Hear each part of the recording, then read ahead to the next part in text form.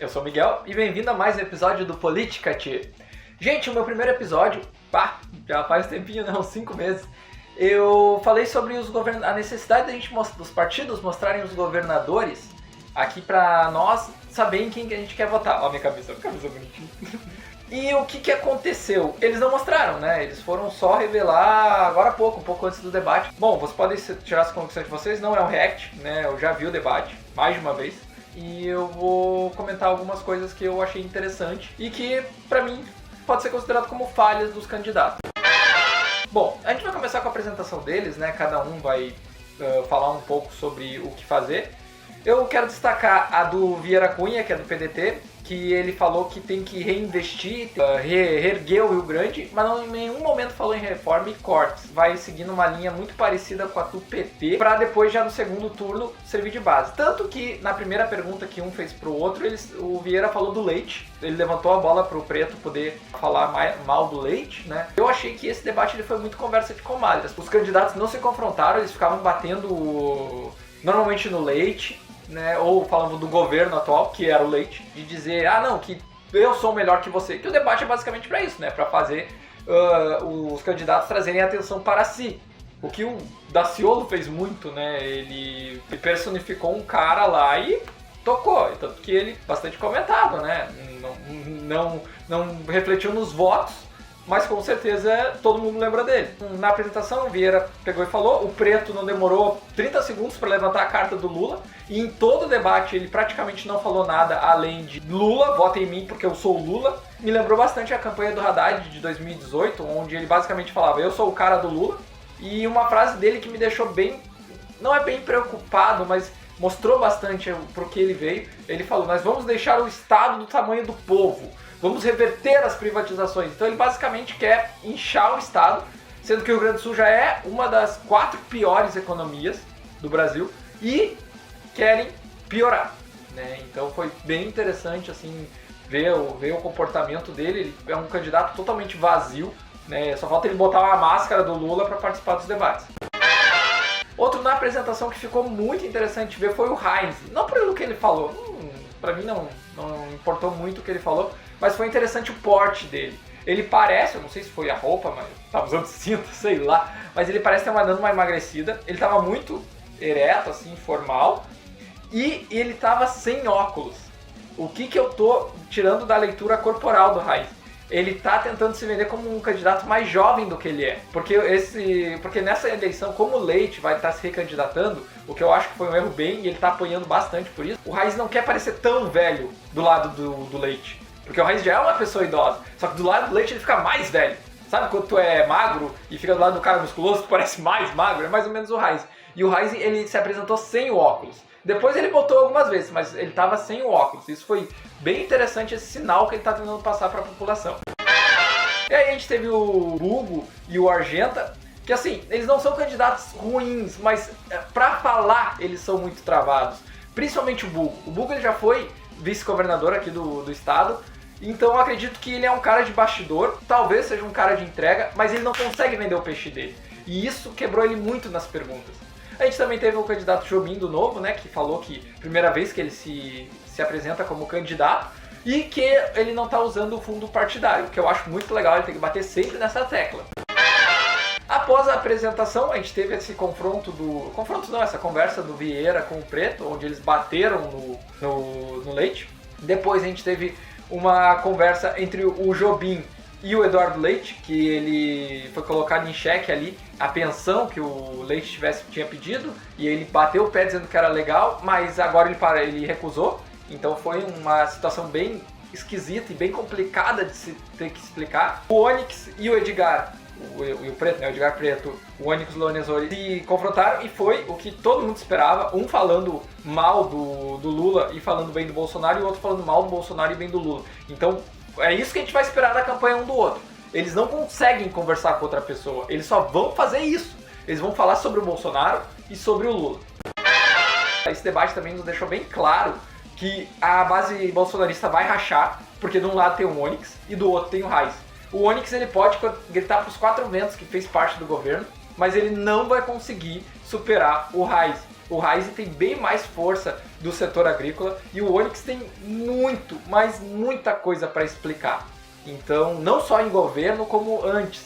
Para quem não lembra, o Onyx foi o candidato que assumiu, entrado num esquema de corrupção e devolveu o dinheiro. Para mim, ele deveria até se afastar da vida pública. Mas como a gente está no Brasil, né? Então ele simplesmente está lá. Ele está querendo arrotar a virtude e ninguém bateu nele, o que foi uma coisa muito errada.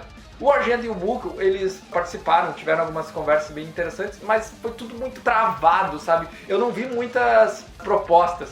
O que eu achei interessante foi uma pergunta do Jobim pro Heinz, que ele falou sobre a malha ferroviária do Rio Grande do Sul e a reativação dela. Qual foi o problema? O Heinz, ele pegou e comentou alguns projetos dele, só que faltou falar de quanto isso é realmente numa emenda parlamentar e não de alguma emenda suspeita que o governo tenha repassado, né? Porque o Heinz, ele foi um defensor da cloroquina, assim, ardente. Ele realmente ele tem muita força aqui no Rio Grande do Sul, a gente não pode negar isso, mas ele foi um defensor anti-vacina, da cloroquina e ivermectina. Ele batia a boca com os pesquisadores que iam lá mostrar resultados diferentes do que ele defendia.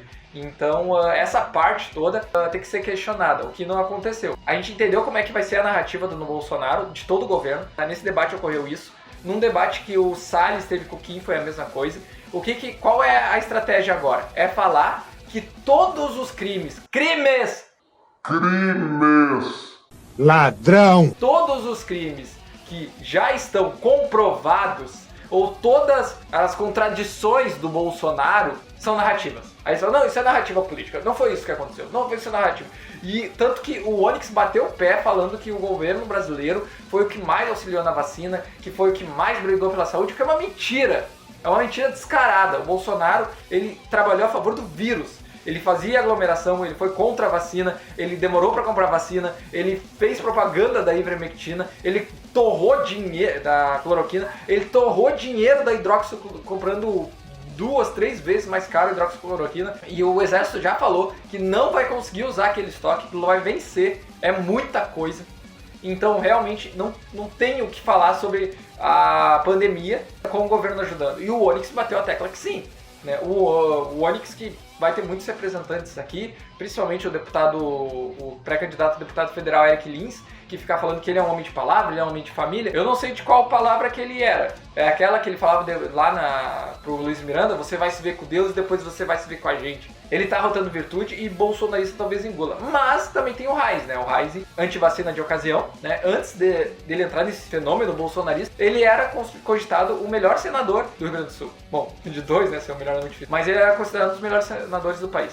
Ele tá ali na luta também. Mas eu acredito que o segundo turno vai ser o Leite contra alguém. O pessoal tá batendo muito no Leite, mas quanto mais batem, mais levantam ele. Bate, leite. Ele não tem muito o que comentar sobre, sabe? Todo mundo batendo no Leite. Eu acredito que o principal deveria ser bater no Onyx, porque é o Onyx que quer representar esse bolsonarismo raiz. E bolsonarista não deveria se criar, porque pode ser uma dor de cabeça depois. Mas assim, o cenário ficou meio que pré-definido. O preto, ele não vai conseguir disparar muito, por mais que ele grite aos 4 ventos que ele é Lula. O próprio Jobim falou pra ele, que você vai aumentar imposto. Ele, não vou. Ele, não, mas tu votou pra aumentar imposto. Então, ali ele já meio que ficou quieto, ele só sabe falar que ele é o Lula, que o PT vai ajudar o país. Não, ele não tem um discurso, ele não tem proposta, sabe? Ele parece um fantoche. O melhor do mundo, sim, senhor! O Argento e o Bucco talvez disparem, né? Mas pelo que eu vi, eles parecem ser base, sabe? Estamos no segundo turno agora, vamos falar ainda sobre debates governadores aqui no Rio Grande do Sul. Como já era esperado, a gente tinha 3 figuras proeminentes, né? O capacho do Lula, o capacho do Bolsonaro e o Eduardo Leite. Nas pesquisas, que era uma coisa que a gente pode falar depois, dava a entender que no segundo turno iria o Leite com mais alguém. E eu pensava que ia ficar entre o Heinz e o Onyx. Como a gente, por algum motivo, conseguiu votar decentemente, a gente não teve o Bolso-Lula aqui no Rio Grande do Sul. Então a gente está com o Eduardo Leite com o Onyx Lorenzoni. O que acontece? O Onyx ele acabou em primeiro. E o Rio Grande do Sul, ele não tem tradição de reeleger governador. Normalmente, governador aqui, ele só fica um mandato, não vai pro segundo. E o Leite prometeu não ir pro segundo turno, então muita gente já tá com o pé atrás, porque, ele prometeu não ir pro segundo turno. E ele mesmo fala que ele conseguiu aprovar alguns projetos que ele gostaria, porque ele disse que não ia se reeleger, e agora ele se reelegeu. O que acontece? Talvez ele não consiga. Só que ele passou por tão pouco pro segundo turno, ali dividindo os votos com o Preto, né, com o Edgar Preto, que ele era o representante do Lula, que esses votos naturalmente vão para ele, porque as pessoas não vão votar no Onyx. O eleitor do Lula não vai votar no Onyx, sabe? Aquele mais conservador talvez vote pelo fato do Eduardo Leite ser gay, né, e ele não pode votar em gay, porque, meu Deus, se eu tenho um governador gay, é um sacrilégio.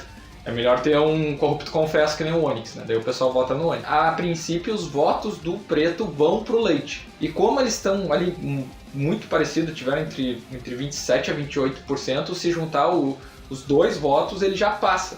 Já o Onyx, ele só pode pegar os votos... Não é que ele só pode, mas os votos que vão naturalmente para ele são os do Heinz. E o Heinz teve entre 3% e 4%, ele foi bem mal, assim, pra falar a verdade. Eu imaginava que ele ia bem melhor. Na verdade, eu imaginava que ele iria pro segundo turno, porque ele tinha mais apelo com o povo do interior do que o Onyx. Mas o Onyx é muito mais bolsonarista. O Onyx, ele falava, não, se o Bolsonaro mandar eu cortar grama, eu cortava, sabe? Então esse ponto aí o pessoal do bolsonarismo abraçou. Então ele foi pro segundo turno. Só que a gente não tem Bolsolula aqui, então essa correlação que um usa o outro pra ficar dizendo quem é o pior, aqui no Rio Grande do Sul não dá. Então a galera fica meio que, poxa, quem eu voto, sabe? E nos debates, assim, fica nítido que o Onyx não tem ideia do que ele tá fazendo. Ele, até o primeiro debate do segundo turno, ele falando, que meu plano é conceitual. Tu não fala que teu plano é conceitual, porque conceitual é uma coisa que não tem base. Ele é só um conceito, ele é uma coisa que talvez tu faça. É uma ideia que tu joga no ar. E aí ele fala isso, assim, tranquilo.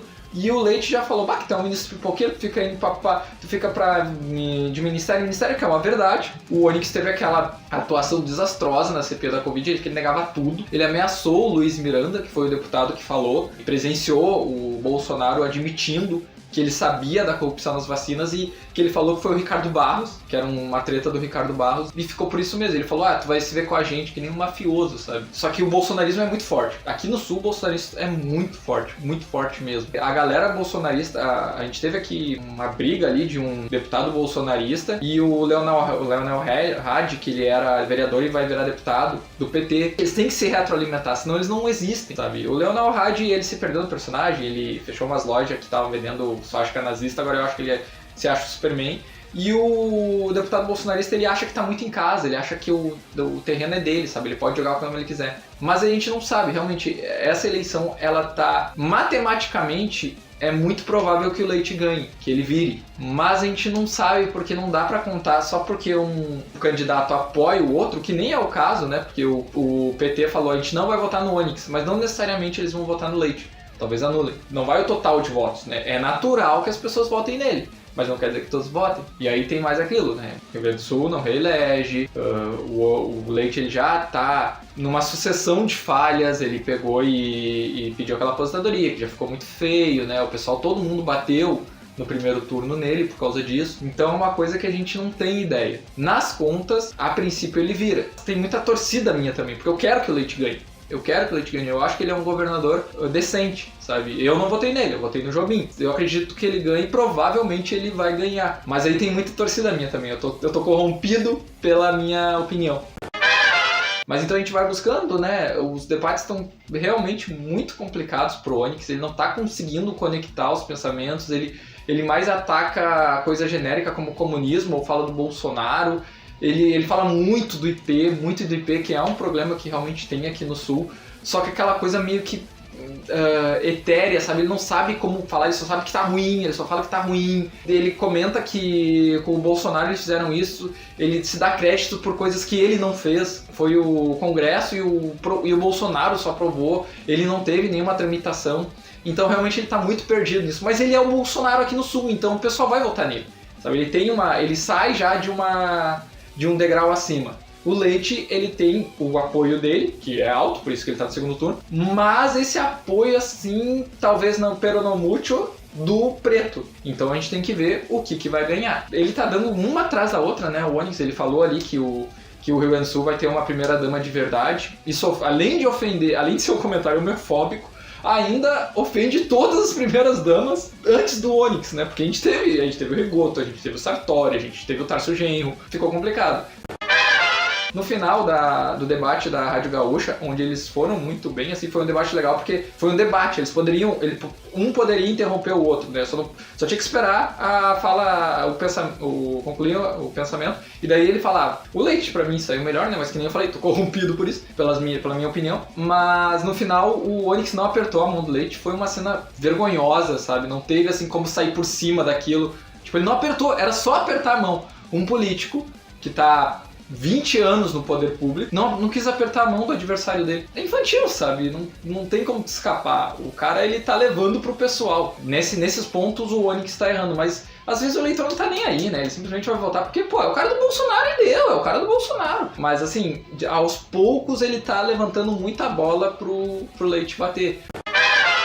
E a última coisa que eu vi também, saiu uma brincadeira que é a conversa com emojis, né? Os dois candidatos foram falar e cada pergunta eles tinham que responder com emojis. O Onyx, ele teve que pedir, ele ficou pedindo ajuda pro assessor dele no meio da conversa. É esses pequenos pontos que as pessoas, agora que estão mais ativas, que são os eleitores ativos mesmo, os bolsonaristas, os petistas, a galera que vai votar no Leite, a galera que votou nos outros, né, no Argenta, no Burgos. Essa galera, todo mundo fica ali, pô, mas ele tá errando demais, mano. Tá complicado, sabe? E aí chega num ponto que fica difícil defender o candidato. E quando chega nesse ponto, só fica o fanatismo. E é nesse ponto que o Onyx tá galgando. Ele fez um evento com o Bolsonaro também, foi lá magoadinho, falou, que ele falou que eu pulei de todos os ministérios, mas eu digo, se você mandasse eu cortar grama, eu cortava. E aí, tipo, gaúchos podem olhar isso e pensar, mano, eu não quero esse cara pra mim, sabe? O cara não tem vontade própria, sabe? Ele não faz as coisas que ele quer, ele não tem projetos, ele só quer ser um garoto de recado do Bolsonaro. Por mais irônico que pareça, é o Eduardo mais novo, ele poderia ser o garoto de recados do presidente. Não o Onyx. O Onyx que participou da CPI do Mensalão. Isso foi em 2005, 2006, sabe? Então é vexatório ver uma pessoa com tantos anos de carreira no lombo se dando a esse papel, que nem o Heinz fez. O Heinz tocou uma carreira, pelo menos pro pessoal do interior, pro agronegócio, que o pessoal admirava ele pra virar um capacho do Bolsonaro na CPI da Covid. Vamos ver agora, né? De repente... Mas eu acredito que o Leite vai conseguir virar. Mas aí é aguardar, beleza? Lembre de curtir, compartilhar e comentar. Um abraço e até a próxima.